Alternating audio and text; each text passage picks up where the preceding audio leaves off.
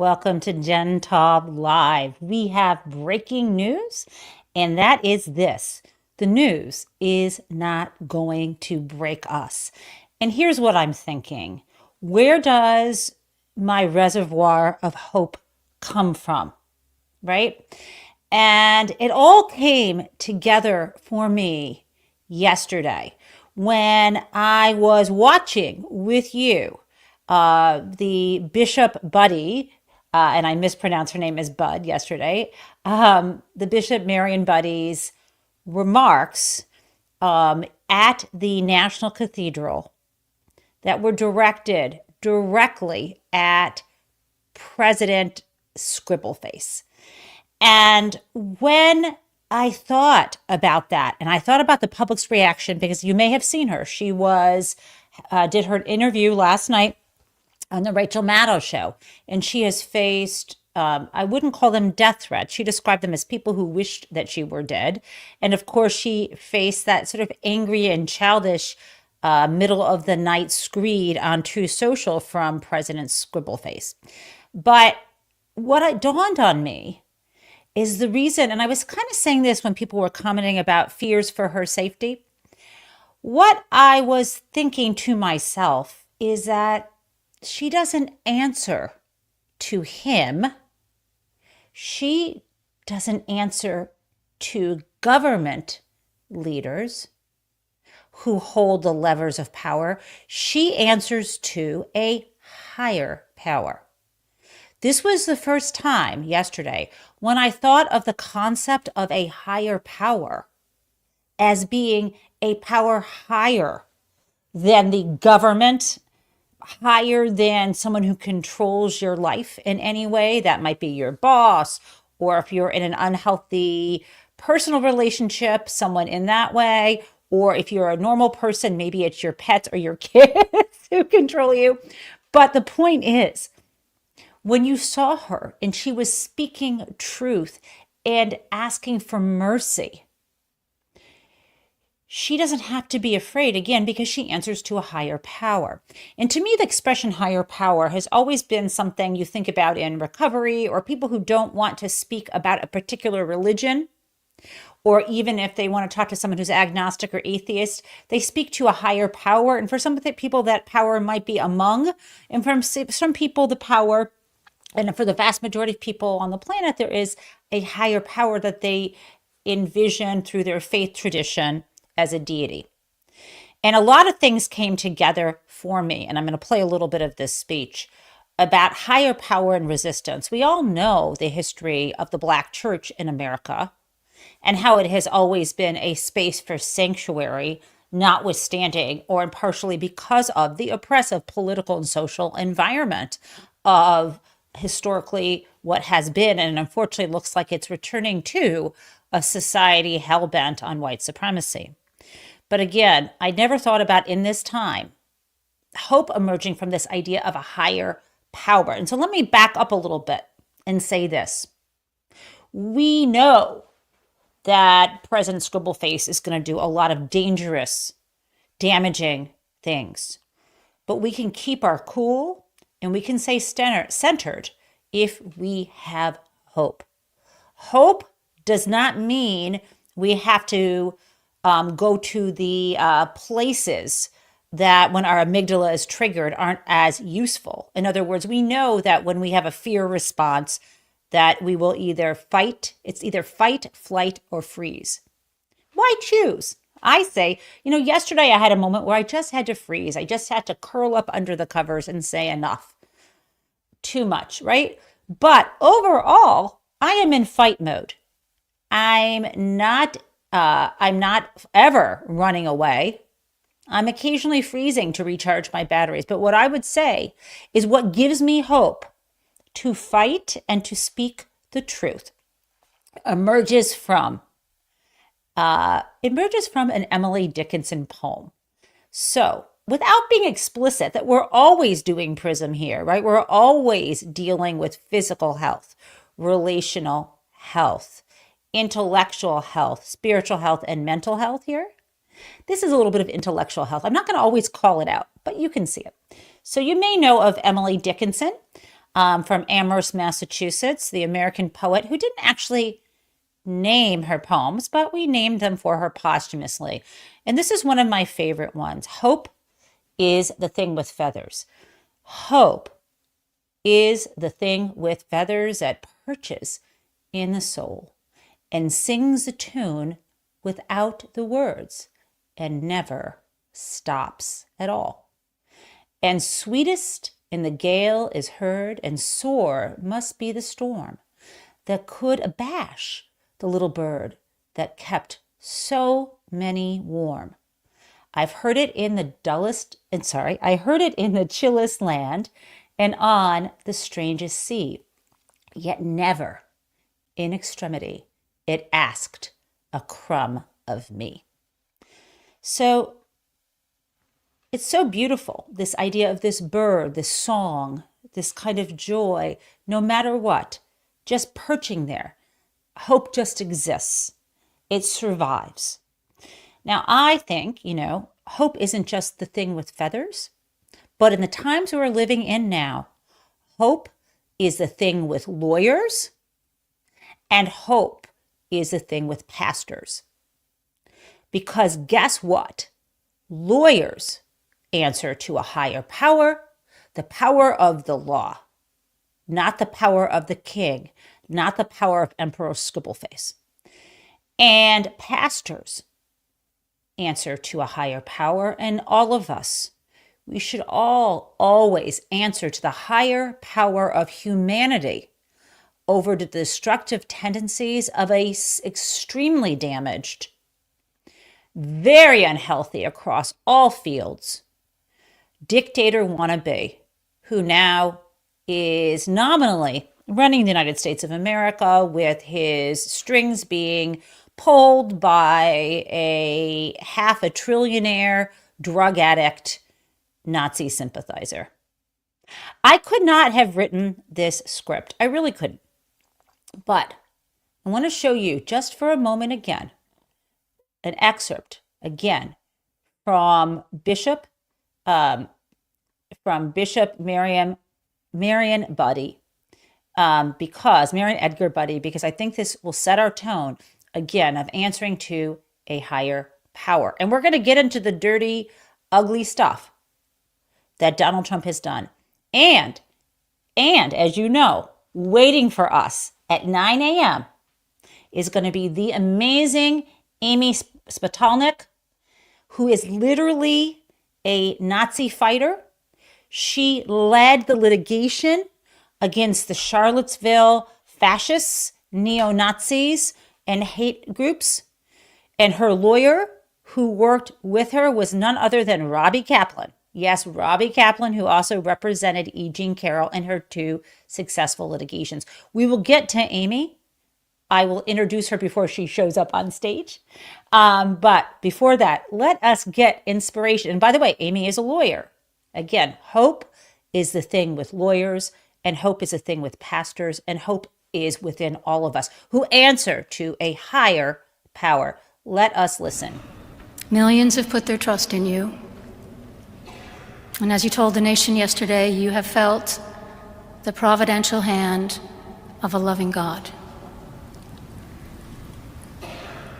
In the name of our God, I ask you to have mercy upon the people in our country who are scared now. There are gay, lesbian, and transgender children in Democratic, Republican, and independent families, some who fear for their lives. And you heard this? You heard all of this, and I bring this to your attention in particular. Gay, lesbian, transgender, kids, and adults, immigrants who deserve to be treated with dignity, and she goes through this. And as we talked about, it landed, but it didn't penetrate his imagination because the sermon, and this was a non-denominational sermon, even though it was inside of the National Cathedral. I'm calling it, this is the, National Cathedral. But it was non-denominational. It was an interfaith service. And it landed on him like a punch as opposed to a plea. And what did he, this was on Tuesday. And what did he do yesterday on Wednesday? He did what we expected, which was not listen at all. And let me tell you a couple things that he did. First, maybe I can make this bigger. Donald Trump signed an executive order to basically revoke a very important executive order Lyndon Baines Johnson issued back in 1965. And LBJ issued this executive order number 11246 in 1965 to mandate equal opportunity by federal contractors. And Donald Trump basically repealed that. What else did President Scribbleface do yesterday? Well, as you know, or as you may be aware, all of these agencies, and I think I have, I want to say that I have this image, numerous of his agencies,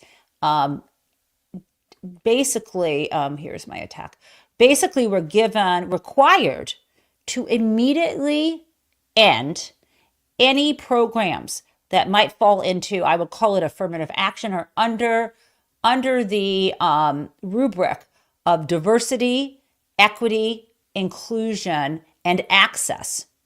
And here's one example of what he did. This is something that was an email that went out to everyone at NASA.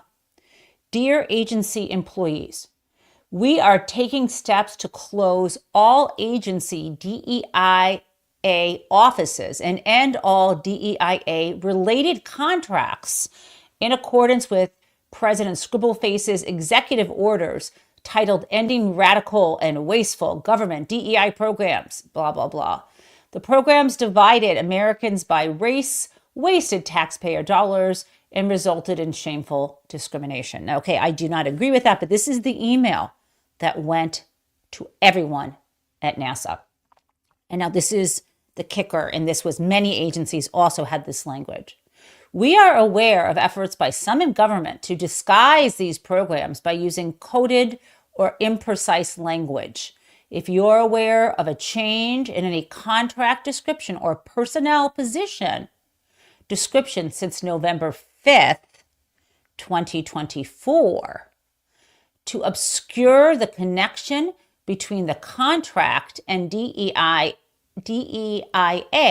or similar ideologies, please report all facts and circumstances, and they have a place to report it within 10 days. Then they said there will be no adverse consequences for timely reporting this information. However, failure to report this information within 10 days may result in adverse consequences. And it's signed by someone named Janet Petro, this one. This went out across the agencies. This sounds like the Stasi. This is asking people to report on each other. And it is basically just not just destroying affirmative action to counterbalance historic discrimination in our society and our government hiring, but my understanding also is part of this effort by Donald Trump involved firing people, telling them to leave yesterday if they were part of a hiring initiative like that. I don't have the full details. Maybe I'll ask Amy Spitalnick yesterday how that went down. This is extremely, extremely ugly, what is happening now. But again, why do I retain hope? Because we are trying to fight back. And I would like to give you, again, one example here of fighting back. Here is the fact, that Donald Trump tried to issue an executive order that would revoke birthright citizenship. And of course, that can't be done through an executive order because you cannot override the U.S. Constitution by executive order because, one, that's not how law works. Hope is the thing with lawyers. You cannot do it. And also, there is a Supreme Court case called United States v. Wong Kim Ark that made clear that birthright citizenship is in the Constitution. And in case you want more clarity about what is meant by birthright citizenship, it means that if you are born in the United States territories, meaning like the US, even in, like, I think John McCain was born in Panama when it was part of the US. But if you're born in the United States, continental or other parts of the United States or territories, my understanding is this is the definition. You are automatically a U.S. citizen, regardless of whether your parents are. That is birthright citizenship. And no, he cannot revoke it by executive order. But again, the good news is 22 states have already initiated lawsuits to stop this. Okay, so that is good. And remember what Steve Vladeck told us? That when you bring a lawsuit, you can choose the district court where you bring it. So it doesn't have to be in like Amarillo, Texas, where the hand-picked single district court judge who will do anything to support Cheeto is located, right? You're picking normal judges who are likely to uphold the law. Okay, so again, how do we answer to the higher power of law and to our faith in humanity? We do this by staying level-headed, recognizing what is in front of us, and speaking truth to power. Now, that's easier said than done if you are the press in the United States. So I want to talk to you about press failures. What you see here are headlines from a couple days ago. The one you see at the top is a Minnesota Star Tribune. Go, Midwesterners. And their headline is, Trump defends rioters' pardons. That's pretty flippin' shocking, right? Instead, what does the New York Times have? Just a picture of him signing something. And it says, what is their headline? In wave of moves, Trump opens push to remake nation. Really? What is going on? They're in the tank for him. There's also something I would say about who is having trouble answering to a higher power about the press. This is this wonderful piece. Here's an excerpt saying that, when Joe Biden was in office and the press wanted answers to questions, his team, it says, preferred to offer background quotes from his in-house experts. And a veteran White House reporter said, for a lot of people, what was the point in even going? And then this piece says, Trump, on the other hand, adores the attention of the media. And someone was quoted, despite his sometimes strident and sometimes even violent rhetoric about the press, he loves talking to us. In other words, what is going on here? The press likes the drama and the adrenaline of headline-grabbing news, and they're very bored by policy details. So I think maybe policy wonks aren't the right people Democrats should send to the press. They need people who can communicate in an exciting way with real-life examples. And I know that we have done that. I don't want to blame Democrats. I am blaming the press here. Why is it not important enough for the press to see that people live when the price of insulin is lower so they don't have to choose between insulin and feeding their children if they have diabetes? I think part of the problem is the press, usually, at least the press in New York and Washington, is often, I'm talking about reporters, not columnists, is made up of pretty much well-educated, wealthy young people who often don't have any mobility issues or serious financial issues and have no idea what is going on in the rest of the country. And also the owners, as we know, of the Washington Post and the New York Times and the LA Times care more about their own tax cuts and pleasing the administration, pleasing scribble face, and speaking truth to power. And let me compare this. Let's take a look at how the German press was doing. This is Zeit Online, a German newspaper, and you can see that they actually do not show the Sieg Heil because it would be unlawful, apparently, to do so in Germany.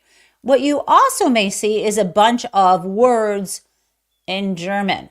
You see that? There's like a headline, and then there are German words. So I put this into Google Translator for you. Here on the left is what you saw, I swear to you, in that headline and the little tagline below. And here is a translation. A Hitler salute is a Hitler salute is a Hitler salute. Elon Musk stretches his right arm and everyone jumps over it. Welcome to the new attention regime. So yes, that is how the German press handles it. It is a Nazi salute. Now, in contrast to the poor job our press is doing, there are people besides Bishop Buddy who are answering to higher power. And there are, I want to highlight 3 members of Congress who have done a fabulous, fabulous job in this regard. First, I have for you Jamie Raskin, and he is speaking out about the pardons of the violent insurrectionists, 1,500 of them, not all violent, but all arrested, convicted, and sentenced, all pardoned. Let's listen to Raskin. Thank you, Mr. Chairman. The chairman began by saying the point here is to restore the rule of law. Restore the rule of law. Can you even pretend to do that if you stand by and support Donald Trump, who on day one, as the chairman of the committee just said, day one of his presidency, pardoned 1,500 insurrectionists, including hundreds of people who violently assaulted and attacked American police officers?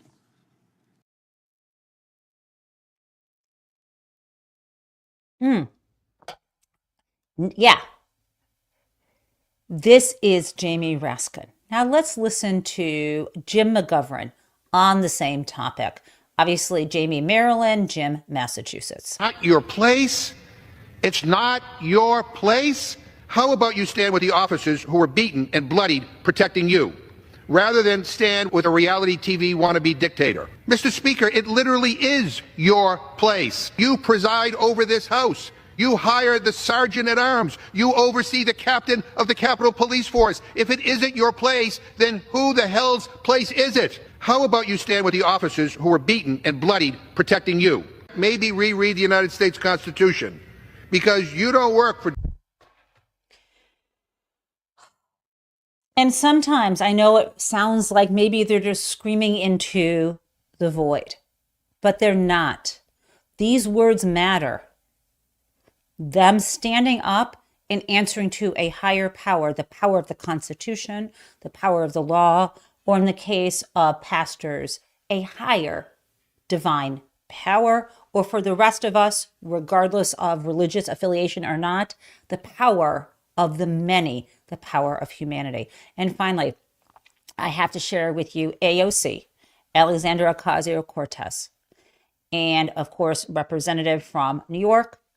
And she is speaking to a different topic here. She is speaking to what is to come and saying, yeah, you voted for this. Don't pretend you didn't. Let's listen. Opens in your town. When a dreamer... Time has expired. I yield the gentlelady an additional 30 seconds. So when a private prison camp opens in your town and they say, we didn't know this was going to happen, know that they did, and they voted for it.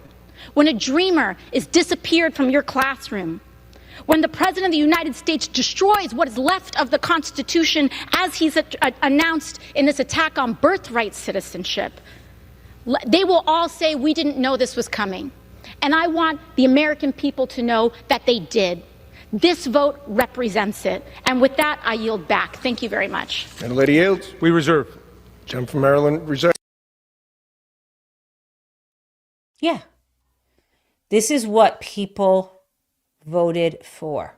Now, I've got one last thing before I run our crazy town and introduce you to our real life modern day Nazi fighter, Amy Spitalnick. Okay, let's talk about this.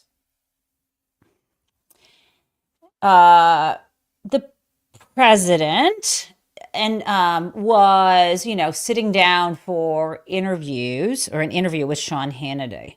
And I will spare you his voice and his face. This is a promise I have made to you ever since the inauguration. You will not hear him here. You will not see him here. I chose a nice bright green to scribble out his face on this image. And he was asked about FEMA, the Federal Emergency Management Agency. And he began by speaking about California and how, supposedly, Democrats, when Democrats didn't care or don't care about other states like North Carolina, that we only care about California. Not true. And he also added that he wants to change FEMA. So here's the quote. FEMA is going to be a whole big discussion very shortly because I'd rather see the states take care of their own problems. Let's remind you that the state of California gives more in tax dollars to the federal government than it gets back, number one. And number two, how in the world will states like North Carolina and other red states actually take care of their own problems? I don't fully believe that Donald Trump is going to do it this way, right? When he has a state where he believes the voters have supported him, he'll throw money their way. He'll find a different way to do it. He may actually destroy FEMA. But if you destroy the FEMA infrastructure, you have destroyed all the people who come with it. I knew someone who worked with FEMA, and FEMA isn't just people going out there with fire hoses or shovels or door to door to make sure people have food and water, or with trucks to evacuate people.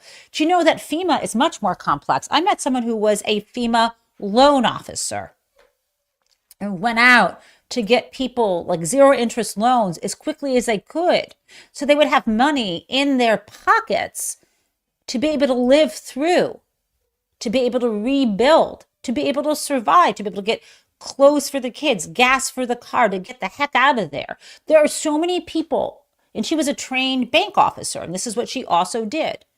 You don't have any idea, neither do I, what this infrastructure is. And when you defund it, you don't just get to put it back together. You suddenly give states money. How in the world will they operate if they don't have people on the ground with the experience, with the computer systems, with the records, with everything? It will be madness. And he is a moron, and that is why he is doing this. Okay, guys. I now have for you, again, before I introduce Amy, the fabulous Nazi fighter and incredible person who I can now see in the waiting area in the green room. Hi, Amy. Let us do Crazy Town. Here we go. Everyone says they like the jazz hands. I think they're a little ridiculous, but I'll do it for you. Today's Crazy Town is Congressman Tim Burchett on with Jim Acosta, who holds his feet to the fire on January 6th. And again, Jim is someone who also answers to higher power, which is the power of truth. He does better than so many corporate media journalists. Let's play this now. President Trump's decision to pardon these violent people and releasing them from jail. If they were truly violent, no, but do I know that they were? I don't know that. What do you mean you don't know that? We're showing the footage on the air right now. Congressman, you were there that day. There are offenders on January 6th who violently beat police officers. There are offenders who are convicted of seditious conspiracy. That is the truth. This is a political world, Jim, and I don't remember you all on CNN condemning Joe Biden for commuting the sentences of murderers and child molesters, which he did, and you all Congressman, refused, I'm not asking you about refused. that. Congressman, Well, we talked you about Joe never do. Biden's pardons. You never do, Jim. Congressman, we You did never talk do. about it. We talked about Joe Biden's Oh, pardons. Jim, you did not. You all read your report from the Democrat National Committee, as you always do, that and is you attack absolutely Americans. false. Congressman, No. are you going to respond and say whether or not it is right to let these people out of jail? Crazy town. Okay, friends. So I'm going to introduce you to Amy Spitalnick of the JCPA. And before I bring her on stage, I want to show you her recent testimony. Here we go to get a feel for her. No mistake. Advancing diversity, equity, and inclusion is not only important to the Jewish community because of our values, although that's true. It's not only important because of the deep diversity of the Jewish community, from Jews of color to LGBTQ Jews and so many others, although that's also true. It's important for all of those reasons, but it's also important because our safety as Jews is inextricably linked with inclusive, pluralistic democracy, with confronting systemic injustice, and with ensuring each and every community has a fair shot. And again, JCPA, I should have said, stands for Jewish Council for Public Affairs. Welcome to Gen Taub Live, Amy. Thanks so much for having me. Did you plan to wear the exact same sweater from that video that I just played? It's a different sweater. I just own so many green sweaters. It's like me in black. You don't know what I'm wearing because it's like the whole closet. Well, thank you for everything you're doing, Amy. I have never met you in person, though we've been on chats together, so it's wonderful. Can you tell us, I guess to begin with, your immediate reactions to what has gone on since Tuesday, from the Elon salute, Nazi salute, your reaction to that, as well as his DEI initiatives. But if you would rather begin first with some background on Charlottesville, you can do that, or just kind of weave it in. Because when I refer to you as a modern day Nazi fighter, I told the folks earlier in the show that you led the litigation and Robbie Kaplan helped argue the cases against the Charlottesville Nazis. So you know a Nazi when you see one, I guess is what I'd say. So however you want to tackle your background or what's happening right now, I welcome you. You have the floor. Yeah, well, thanks so much for having me, Jen. It's wonderful to be with you. I wish it weren't because of everything that we're here to talk about. And everything that you raised, right? Whether it's the Charlottesville case and what happened in 2017 there. Frankly, I think you and I first crossed paths when I was leading communications and policy for the New York Attorney General's office during the first Trump administration, when we saw these playbooks exactly 8 years ago with the slew of executive orders from the first Muslim ban and the repeal of DACA, the environmental rollbacks. We've been here before, right? And so all of that is deeply interconnected with what we've seen this week. Nothing that we've seen this week, from the horrific draconian executive orders targeting immigrants and the LGBTQ communities, the racist assault on diversity, equity, and inclusion, Elon Musk's Nazi salute, the broader ways in which we've seen extremists emboldened, including Proud Boys marching on the streets of DC for the first time in a long time. Over the past few days, right? None of that is accidental, and all of it is deeply interconnected. And in many ways, it actually stems back to the broader normalization of extremism we've seen over the last decade, where political leaders, led by President Trump in many ways, but certainly not limited to him, have emboldened and normalized the very sorts of bigoted extremist ideas that fuel this broader dehumanization and violence. And so what we saw in Charlottesville, the lawsuit that I was so privileged to be a part of, working with Robbie Kaplan, Karen Dunn, who were the two lead lawyers on the case, our incredible 9 plaintiffs who survived the unthinkable in August of 2017, we brought this case on their behalf, recognizing that the violence that weekend was not an accident, and that in many ways we've seen it as the harbinger or precursor for the extremism that's followed, for this idea that the country is being stolen, that the white race or electorate is being replaced by Black and brown people, that there are in many ways a Jewish conspiracy to replace white people. Jews will not replace us seemed shocking when we heard it from Nazis with torches in August of 2017, but that very same conspiracy theory has been wholly normalized in our politics by Trump and many others over the many years since. And so there's a direct line from Charlottesville to the increasingly normalized, hateful, draconian policies that we're seeing today coming out of Washington. And we need to understand that all of it is intended to mainstream, to normalize this bigotry. It emboldens extremists directly. We've seen the reaction from neo-Nazis, white supremacists, and other far-right extremists, not just to Elon Musk's very clear Nazi salute, but to the policies and the words that we've heard from Trump over the last few days. And so we have to understand this all as part of the same trend and the same broader normalization of this sort of hate and anti-democratic extremism.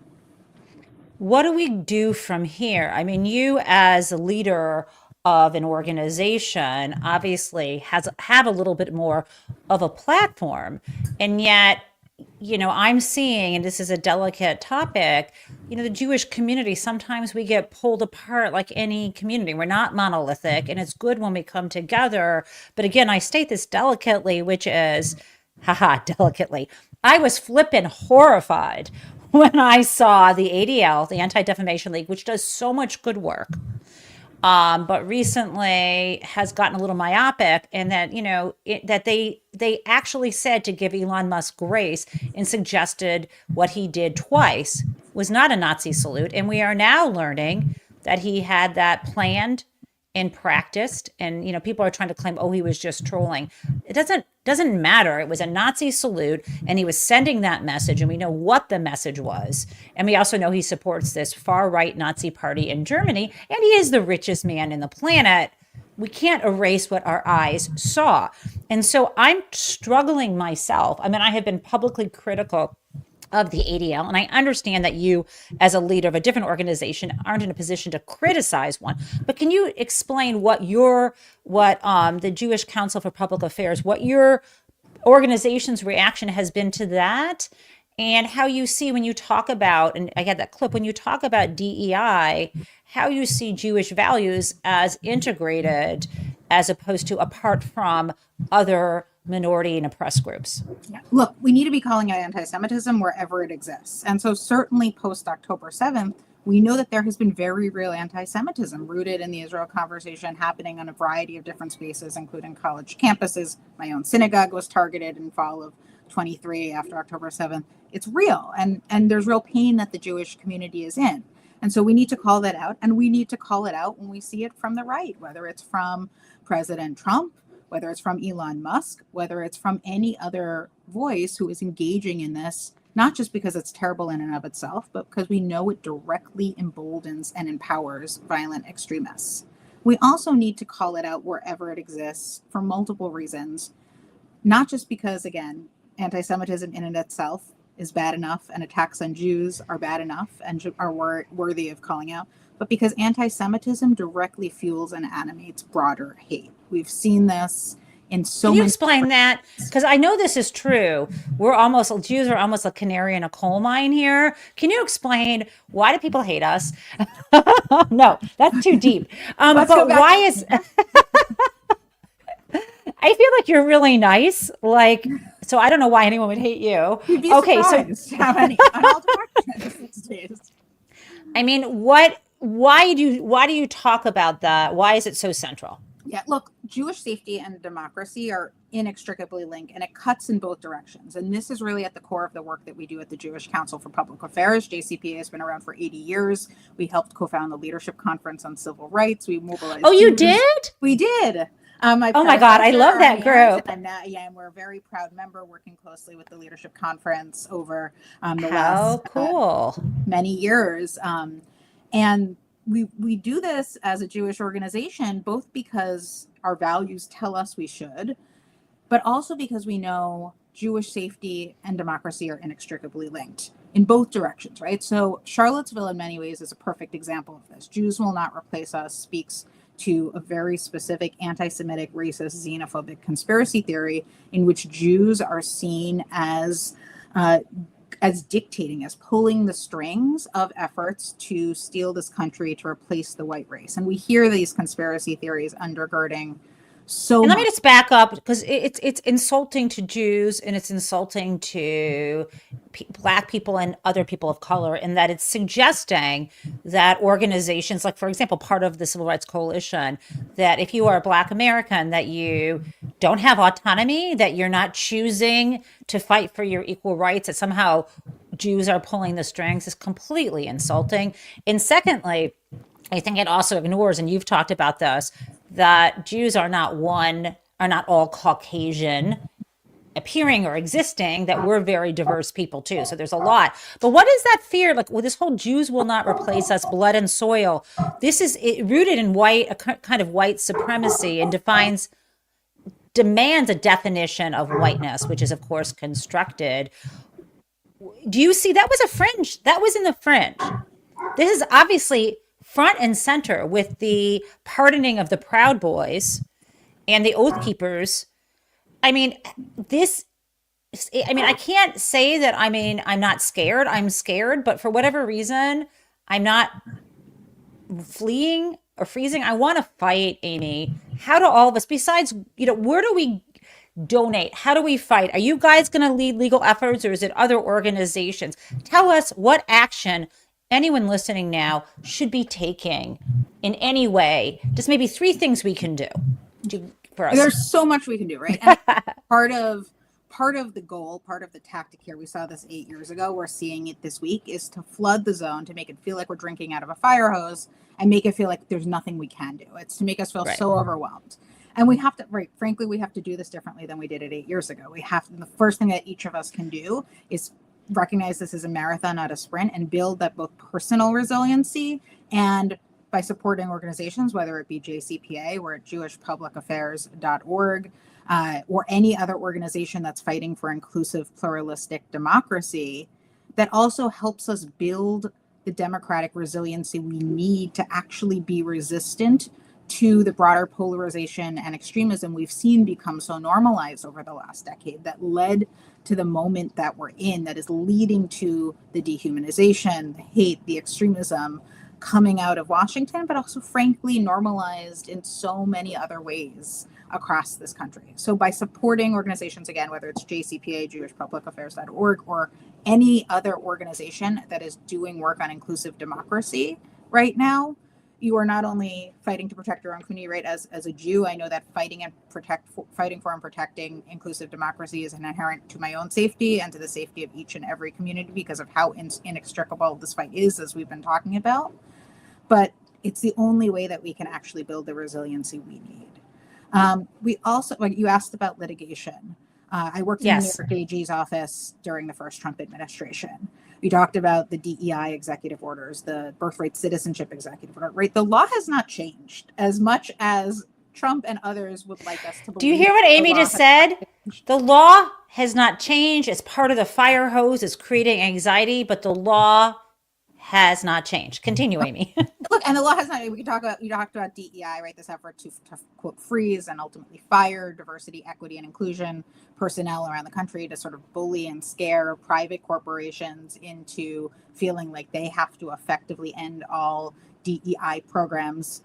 A few things to say, and I was really proud. The clip you showed was actually from yesterday, from a roundtable that JCPA co-convened with our friends at the National Urban League and a number of other national civil rights groups. You can watch it on their website and our social media. Myself and I think about a dozen other civil rights leaders from across communities talking about specifically this. Not only why diversity, equity, and inclusion is so essential to all of our safety and our values, and that I would also say, particularly given some of the conversation in the Jewish community, it's so important that we recognize we can both fight for diversity, equity, and inclusion, and do so in a way that's inclusive of the Jewish community and each and every community. But it's also important to understand that, as we were saying, the law hasn't changed. For example, the Supreme Court decision on affirmative action was very specific to education institutions. It wasn't specific to employment or contracting. Executive orders from President Trump or any other president doesn't supersede existing statutes or the Constitution itself. And so whether it's a private corporate leader or anyone else who's looking at these executive orders, know that the law hasn't changed, that the Civil Rights Act of 1964 is still technically the law of the land, that there are fundamental obligations to not discriminate in employment, and no executive order can change that. We need to keep fighting through litigation, through advocacy, through various other tools we have to make sure that the law itself isn't changed to protect our courts and the rule of law and the democratic norms and institutions, which are certainly under threat in ways we haven't seen in my lifetime and most frankly any other American's lifetime right now.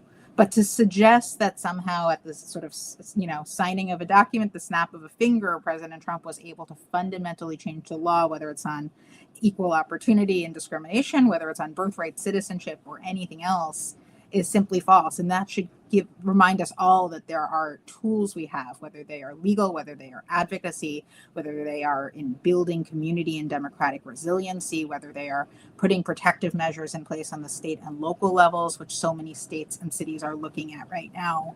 There are tools we have, and by working together with community organizations and our partners and building the strong, inclusive coalitions we need across lines of difference. And I will say this particularly again, as a Jewish American who has felt a lot of pain since October 7th and its aftermath and the spike of anti-Semitism, we also need to recognize that if we can't stay at the table with people with whom we have fundamental disagreements right now, if we can't build strong, broad, inclusive coalitions, and this cuts in both directions, not only staying at the table as Jews, but making sure that those coalitions remain inclusive of Jews.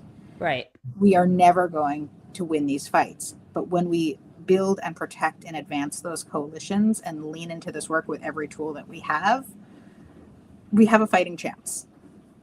Well, thank you. I know, Amy, you have a hard stop because you're a busy woman right now, but I want to thank you for your time and also say hello from our dear mutual friend, Wajahat Ali, who says you are good people, which is about the best thing you can say about a person. Waj is also good people. And I'll say Waj and our friend Eric Ward and I are another place where I get hope, because the three of us have over the last year been doing events about how we can have conversations across lines of difference on issues like Israel and Gaza and still fight and build the pro-democracy, anti-hate coalitions we so desperately need right now. So Waj and Eric are where that hope has also been found among the many, many others who are not giving up this fight right now. Well, thank you for your courage, your vision, and your hope, Amy. Thank you. Have a great day. Oh, it was so amazing to have Amy on the show. She's an incredible leader. And as you know, I just put in the chat ways that you can contribute to JCPA, and it was up on the screen. Maybe one of the mods can include it again. Now, before we leave the show, you know, I skipped over the person of the day, and I want to include that. And of course, I always, play a little crazy town music after we leave. So let's deal with our person of the day. Here we go. And it's not Stuart Rhodes. Hold on. You're going to see Stuart Rhodes ahead of the Oath Keepers, the person who his ex-spouse thought was crazy. Let's play this, but stay for the person of the day. Here we go. No, I don't, because we did the right thing. We were there to protect Trump supporters from Antifa. We were there to protect and secure 2 permitted events on Capitol grounds where members of Congress were going to speak. The guys that went inside did not commit any crimes. In fact, they helped people. They helped the police and helped the people out. He says he has no regrets. What do you say, Michael? Yeah, I mean, this is what I would say to Stuart Rhodes. Go fuck yourself. Okay. You're a liar.